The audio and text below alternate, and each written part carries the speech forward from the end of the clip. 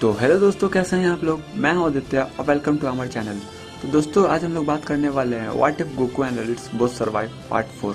तो दोस्तों, अभी तक की वीडियो में हम लोगों ने देखा कि कैसे एंड्रॉइड्स धरती पे आ जाते हैं और कैसे फ्यूचर ट्रंक्स उनसे पहले ही आके गोकू को सारी बात बता देता है और गोकू को एक एंटीवायरस दे देता है जो कि उसके हार्ट वायरस का होता है।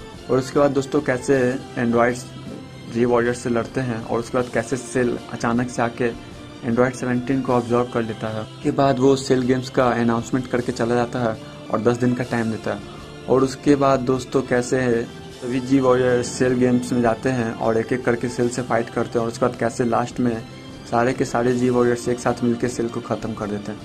दोस्तों, इसके बाद जैसे ही सेल ख़त्म होता है, सभी के सभी लोग वापस से कामे के लॉकआउट पे जाता है और ड्रैगन बॉल से एक विश मांगते हैं कि सेल के हाथों जितने भी लोग मारे गए हैं और एंड्रॉइड्स के हाथों जितने भी लोग मारे गए हैं और जितनी भी तबाही हुई है वो पूरी की तरह वापस से रिस्टोर कर दी जाए। दोस्तों, क्योंकि इस टाइम ने वेजिटा ने ही सेल को पूरी तरह से ख़त्म किया है, जैसा कि हम लोगों ने देखा था कि इस टाइमलाइन का मेन हीरो सेल को हराने वाला गोहान या गोकू नहीं बल्कि वेजिटा है।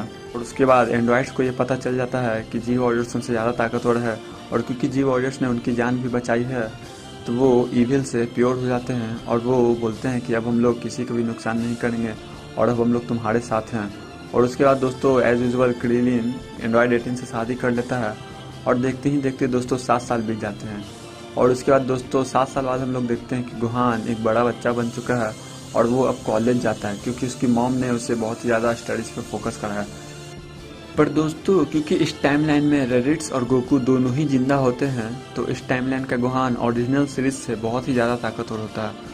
दोस्तों, गोहान की पावर लेवल आप लोग समझ सकते हैं कि अभी ही सुपर सेन 3 के आसपास के बराबर होती है। और उसके बाद दोस्तों, एज यूजुअल स्टोरी चलते रहती है। तभी अचानक से एक दिन विडल उसे बोलती है कि मैं एक टूर्नामेंट में हिस्सा लेने वाली हूँ और उसमें सभी के सभी स्ट्रॉन्गेस्ट फाइटर लोग आपस में फाइट करेंगे, तो तुम भी उसमें हिस्सा लो।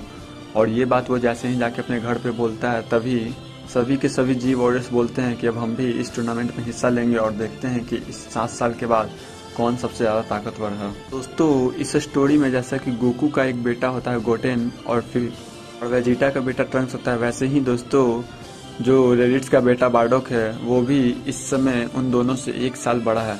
जैसा कि दोस्तों ओरिजिनल स्टोरी में ट्रंक्स 1 साल बड़ा होता है गोटेन से, इस स्टोरी में बार्डोक ट्रंक्स से भी 1 साल बड़ा होता है। और उसके बाद दोस्तों, जैसे ही टूर्नामेंट का दिन आता है, सभी के सभी लोग टूर्नामेंट में हिस्सा लेने चले जाते हैं। जहां पर पहले बच्चों का टूर्नामेंट होता है, जहां पर दोस्तों एज यूजुअल गोटेन, ट्रंक्स और बार्डोक सभी को हराते हैं और उसके बाद उन तीनों में ही आपस में फाइनल होने वाला होता है। तो सबसे पहला फाइट होता है ट्रंक्स और गोटेन के बीच में, जहाँ पर दोस्तों इन दोनों की फाइट अच्छी खासी चलती है। जहाँ पर रेडिट्स ने और वेजिटा ने और गोकू ने सभी बच्चों को ये मना कर दिया था कि वो सुपर सेन में नहीं बदलेंगे, अपने बेस फॉर्म में ही लड़ेंगे, क्योंकि वो नहीं चाहते थे कि सुपर सेन का राज सभी लोगों के सामने आए। तो दोस्तों, बट अचानक से ही जैसे ट्रंक्स गोटेन पे हावी होने लगता है तो गोटेन एक और सुपर सेन का यूज कर देता है और उसके बाद वो ट्रंक्स से बच जाता है। पर दोस्तों, जैसा कि फाइट चलते रहता है, तभी अचानक से एक बार के लिए ट्रंक्स भी गुस्से में आके सुपर सेन का यूज करके गोटेन पे हमला कर देता है, जिसकी वजह से गोटेन हार जाता है और वो रिंग से बाहर निकल जाता है। और ये देख के वेजिटा बहुत ही ज़्यादा खुश होता है कि उसका बेटा जीता। पर दोस्तों, इसके बाद फाइनल दरअसल ट्रंक्स और बार्डोक के बीच में होता है, जहाँ पे बार्डोक इस समय इन सभी बच्चों में सबसे ज़्यादा ताकतवर होता है क्योंकि वो उन दोनों से ही 1 साल और 2 साल बड़ा है। दोस्तों, जैसे ही उन दोनों का फाइट शुरू होता है तो ट्रंक्स शुरुआत में ही बार्डोक पे एक हमला करता है जो कि सीधे उसके फेस पे एक पंच मारता है, जिसकी वजह से बार्डोक को अच्छी खासी चोट लगती है और वो थोड़ा सा पीछे हो जाता है। और उसके बाद दोस्तों, बार्डोक भी पीछे न हटते हुए एक पंच सीधे जाके ट्रंक्स के पेट में मारता है, जो कि ट्रंक्स को बहुत ही ज़्यादा जोर से लगती है। और उसके बाद वो दोनों उड़ते हुए एक दूसरे से फाइट करने लगते हैं, जहाँ पर कभी बार्डोक ट्रंक्स को एक मुक्का मारता है जोर से, तो दूसरी तरफ बार्डोक भी एक पंच कस के मारता है ट्रंक्स की तरफ। और उसके बाद देखते ही देखते दोस्तों इन दोनों की फाइट बहुत ही ज़्यादा सीरियस होने लगती है। पर तभी अचानक से ट्रंक्स को गुस्सा आता है और वो अगेन से सुपर सेन में बदल के बार्डोक पे हमला करता है। पर दोस्तों, क्योंकि बार्डोक ने पहले ही देख लिया था कि ट्रंक्स गुस्सा में आने के बाद वो सुपर सेन में जाके एक बार अटैक करता है, तो बार्डोक इसके लिए पहले से ही प्रिपेयर था और वो ट्रंक्स के अटैक को डॉज करते हुए खुद भी एक बार सुपर सेन में बदल के एक पंच ट्रंक्स को मारता है, जिसके वजह से वो रिंग के बाहर चला जाता है। और ये देख के वेजिटा को बहुत ज़्यादा गुस्सा आता है कि उसका बेटा हार गया, पर वो फिर भी खुश होता है बार्डोक के लिए कि आखिरकार जीतने वाला कोई और नहीं, उसका ही दोस्त का बेटा होता है। रेडिट्स को जरूर बोलता है कि तुम्हारे बेटे ने चीटिंग की है और वो सुपर सैयन में बदल गया। तभी रेडिट्स उसे बोलता है कि अगर ऐसी बात है तो क्या तुम्हारे बेटे ने चीटिंग नहीं की थी और उसने गोटेन को सुपर सैयन में बदल के नहीं हराया था। तो ये सुन के वेजिटा चुप हो जाता है। पर दोस्तों तभी अचानक से जैसे ही बड़े लोगों की फाइट शुरू होती है तो सबसे पहले रिंग में रेडिट्स जाता है और उसकी फाइट होती है क्रिलिन से और वो क्रिलिन को बहुत ही आराम से हरा देता है। और उसके बाद दोस्तों पिक्लो की फाइट होती है और उसकी फाइट होती है किसी नॉर्मल प्लेयर से ही और वो उसे भी हरा देता है। और उसके बाद दोस्तों फाइट होने वाली होती है गोकू और वेजिटा के बीच में। और जैसे ही वो दोनों आमने सामने होते हैं लड़ने के लिए तभी अचानक से वहाँ पे सुप्रीम काय आ जाते हैं और वो उन दोनों की फाइट को रोकते हुए बोलते हैं कि धरती पर भी एक बहुत बड़ा खतरा आ चुका है और हमें तुम्हारी हेल्प चाहिए, तो तुम लोग अपनी फाइट छोड़ के हमारी हेल्प कर सकते हो। तो ये सुन के गोकू वेजिटा अपनी फाइट को तो रोक देते हैं, पर फिर भी वेजिटा उसे बोलता है कि मैं तुमसे लड़ना चाहता हूँ काकारोट, और मैं ये देखना चाहता हूँ कि मैं अभी कितना ताकतवर हूँ, मैं तुम्हें हरा सकता हूँ कि नहीं। क्योंकि दोस्तों ये सभी जानते हैं कि शुरुआत में गोकू ने ही आखिरकार वेजिटा को हराया था सैयन सागा में, और वेजिटा एक बार जरूर से ही गोकू को हराना चाहता है। बात दोस्तों उन दोनों की फाइट नहीं होती है और गोहान को रिंग में भेजा जाता है जहाँ पे वो स्कोटोविच और यामो से लड़ता है, जहाँ पर सुप्रीम काय के कहने पे कबिटो काय गोहान को पैरालाइज कर देते हैं और उसके बाद स्कोमोटोविच और यामो आखिरकार गोहान के अंदर से सारी एनर्जी को लेकर चले जाते हैं माजिन बू को रिजरेक्ट करने के लिए। और उसके बाद दोस्तों कबिटो काय गोहान को वापस से हील कर देते हैं और उसके बाद उसकी ताकत और भी ज़्यादा बढ़ जाती है। और दोस्तों जैसा कि ओरिजिनल सीरीज में आखिरकार माजिन बू अपने सेल से रिजरेक्ट हो ही जाता है, इस स्टोरी में भी होता है। पर दोस्तों इससे पहले रिजरेक्शन होने के पहले जैसे ही जी वॉरियर्स में से गोकू वेजिटा और रेडिट्स और गोहान और सुप्रीम का कबिटो का उसके स्पेस तक पहुंचते हैं तभी आवडी वेजिटा और रेडिट्स पे अपना जादू कर देता है। और वो उन दोनों पे मैजिक इसलिए कर पाता है क्योंकि दोस्तों वेजिटा और रेडिट्स अभी भी पूरी तरह से प्योर नहीं होते हैं, कहीं ना कहीं रेडिट्स के अंदर अभी भी इविलनेस होता है और वेजिटा के अंदर भी इस टाइम तक अभी भी कुछ न कुछ इविलनेस होता है, तो वो दोनों पे काबू कर लेता है। पर दोस्तों जैसा कि ओरिजिनल सीरीज में वेजिटा गोकू से लड़ना चाहता था, इस सीरीज में भी वो गोकू से तो लड़ना चाहता है, पर जैसे ही वो दोनों माजिन में बदलते हैं तो वो दोनों आपस में ही लड़ाई करने लगते हैं। क्योंकि दोस्तों जितना नफरत वेजिटा को गोकू से नहीं है उससे ज़्यादा नफरत उसे अभी रेडिट्स से होती है, क्योंकि रेडिट्स पहले उसके अंडर काम करता था पर अब रेडिट्स उसके साथ काम करता है और उसके बराबर का है, इसलिए उसे रेडिट्स से बहुत ज़्यादा नफरत होती है।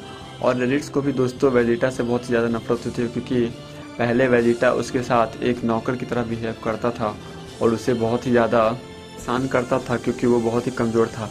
पर दोस्तों इस टाइम पे क्योंकि दोनों ही के अंदर माजिन का साइन बना हुआ है और उन दोनों की ही ताकत इस समय बहुत ज़्यादा बढ़ चुकी है और वो दोनों आपस में ही फाइट करने लगते हैं। और यहाँ पर दोस्तों गोकू जब देखता है कि वो दोनों आपस में फाइट कर रहे हैं तो वो माजिन बू को रोकने के लिए जाता है, पर तब तक दोस्तों इस बीच में माजिन बू आखिरकार रिजरेक्ट हो जाता है। और ये देखते हैं कि माजिन बू एक बहुत ही ज़्यादा मोटा है और एक बहुत ही ज़्यादा भद्दा टाइप का, मतलब मोटा और गोल मटोल है, तो सभी को लगता है कि ये शायद उतना ज़्यादा प्रॉब्लम नहीं क्रिएट करेगा।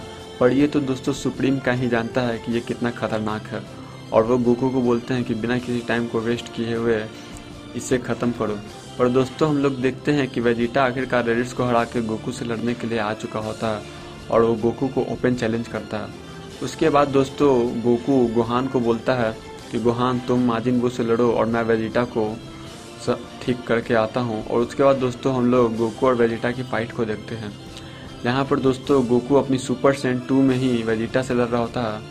दोस्तों इस टाइमलाइन में सभी ने सुपर सैयन 2 तक को तो पा लिया है, पर सुपर सैयन 3 के बारे में सिर्फ और सिर्फ गोकू और गोहान ही जानते हैं। क्योंकि दोस्तों इस टाइमलाइन में गोकू मरा नहीं है, फिर भी उसने सुपर सैयन 3 को हासिल कर लिया, क्योंकि उसे पता था कि अगर सुपर सैयन के ऊपर सुपर सैयन 2 है तो उसके ऊपर सुपर सैयन 3 भी जरूर ही होगा।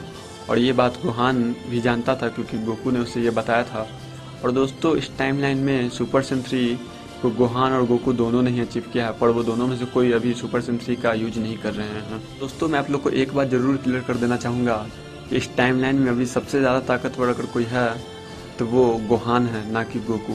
दोस्तों गोहान की सुपर सैयन 2 की ही ताकत गोकू के सुपर सैयन 3 के ताकत के आसपास है, तो आप लोग समझ ही सकते हैं कि गोहान अपने सुपर सैयन 3 में कितना ज़्यादा ताकतवर होगा। और क्योंकि दोस्तों इस टाइमलाइन में गोकू और गोहान कभी मरे ही नहीं थे, तो उन लोग को सुपर सेन 3 के बारे में सब कुछ पता होता है और उन्हें ये पता होता है कि सुपर सेन 3 में बदलने से कितना बॉडी का स्टेमिना चला जाता है, इसलिए उन्होंने सुपर सेन 3 को अच्छा खासा मास्टर भी कर दिया होता है। दोस्तों जैसा कि गोहान माजिन बू से लड़ने के लिए चला जाता है और गोकू वेजिटा से लड़ रहा होता है, तो गोकू सुपर सेन 2 में ही वेजिटा से लड़ रहा होता है और उसे अच्छी खासी टक्कर दे रहा होता है। और उसके बाद दोस्तों इन दोनों का बैटल बहुत ही ज़्यादा इपिक चलता है और इन दोनों का फाइट देख के सभी लोग बहुत ही ज़्यादा हैरान होते हैं, क्योंकि गोकू और वेजिटा एक दूसरे के खून के प्यासे होते हैं उस टाइम पे। क्योंकि गोकू भी गुस्सा आ जाता है वेजिटा से, क्योंकि वो एक बूढ़े इंसान के मैजिक के कब्जे में आ चुका है और वो उससे लड़ रहा होता है बिना मतलब का, जबकि उसे माजिन बू को रोकना है।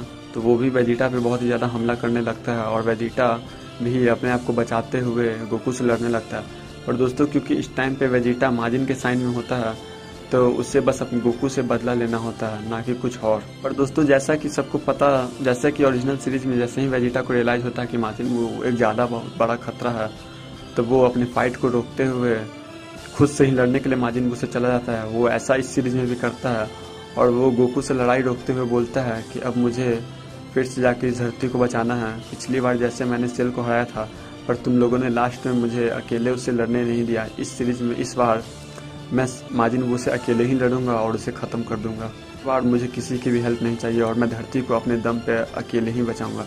ये सुन के दोस्तों गोकू बहुत ही ज़्यादा खुश होता है और वो दोनों जैसे ही जा रहे होते हैं तभी वेजिटा गोकू पे पीछे से हमला कर देता है और वो बोलता है कि कैकारोट, इस समय इस धरती को मैं ही बचाऊंगा और अकेले बचाऊंगा, मुझे इस बार किसी की भी हेल्प नहीं चाहिए।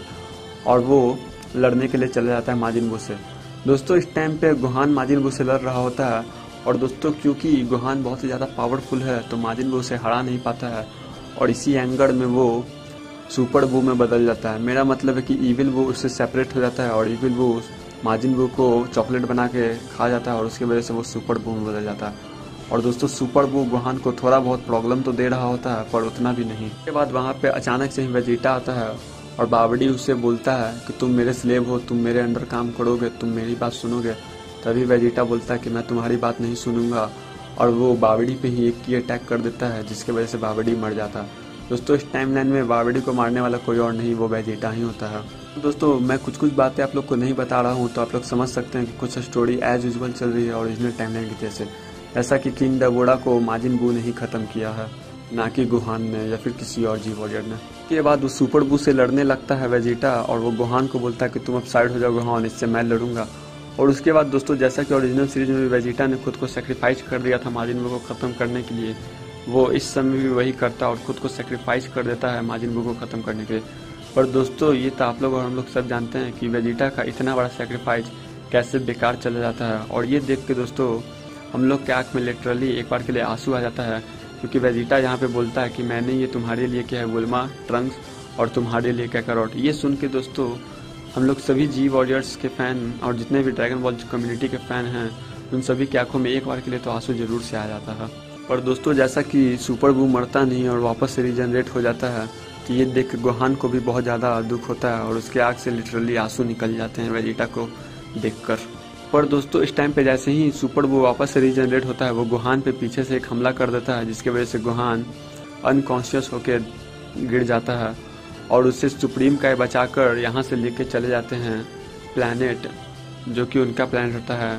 उसके बाद दोस्तों जैसे ही गोकू को गोहान की एनर्जी महसूस नहीं होती है, तो उसे लगता है कि शायद वेजिटा के साथ गोहान भी मर चुका है और वो बहुत ही ज़्यादा गुस्सा होता है और वो लड़ने के लिए चला जाता है माजिन बू से। और दोस्तों इस टाइमलाइन में जैसा कि सुपर बू सबसे पहले पिकलो को ऑब्जर्व करता है, फिर गोटेन को ऑब्जर्व करता है और लास्ट में गोहान को ऑब्जर्व करता है, ऐसा कुछ दोस्तों अभी तक हुआ नहीं है। और गोकू क्योंकि मरा नहीं है, इस टाइम गोकू भी मरा नहीं है, तो वो आफ्टर लाइफ में नहीं जाता है, क्योंकि उसके पास एक दिन का टाइम नहीं होता है। क्योंकि दोस्तों वो जिंदा है, तो वो धरती पे रख के वापस से माजिन बू से लड़ने जाता है। और क्योंकि दोस्तों उसे लगता है कि गोहान और वेजिटा दोनों ही मर चुके हैं, तो वो अपनी फुल पावर का यूज करते हुए डायरेक्ट सुपर सेन 3 में जाके माजिन बू से लड़ने लगता है और उससे एक अच्छी खासी फाइट देता है। यहाँ पर दोस्तों माजिन बू गोकू को एक और ऑब्जर्व करने का सोचता है, पर क्योंकि उसे ये पता होता है कि माजिन बू किसी को भी ऑब्जर्व कर सकता है, क्योंकि वो ये जान चुका होता है कि इविल बुल ने माजिन बू को कैसे चॉकलेट बना के ऑब्जर्व किया था। और उसे ये भी पता होता है कि जैसे उसके बॉडी पार्ट वापस से रीजनरेट होते हैं, तो वो अपने अंदर किसी को भी ऑब्जर्व कर सकता है। तो वो माजिन बू से बचते हुए उससे फाइट कर रहा होता है और उसे अच्छी खासी टक्कर दे रहा होता है। जहाँ पर दोस्तों गोकू अपनी सुपर सैयन 3 में जाकर माजिन बू को बहुत ही ज़्यादा मतलब अच्छी खासी फाइट देता है, जहाँ पे माजिन बू उस पर बहुत ज़्यादा की अटैक करता है और गोकू उनसे बचते हुए माजिन बू पे एक कामेहामे वेव का यूज़ करता है और वो पूरी तरह से सुपर बू को ख़त्म कर देता है। पर जैसे ही दोस्तों वो अचानक से उसे लगता है कि माजिन बू पूरी तरह से ख़त्म हो चुका है, तभी वो देखता है कि माजिन बू ने अपने कुछ टुकड़ों को चारों तरफ बिखरा दिया था और वो उन टुकड़ों से वापस से रीजनरेट हो जाता है और ये देख के और भी गुस्सा आता है। पर दोस्तों इस टाइम पे गोकू का स्टैमिना बहुत ज़्यादा ख़त्म हो जाती है और वो शायद अब माजिन बू से लड़ नहीं सकता है।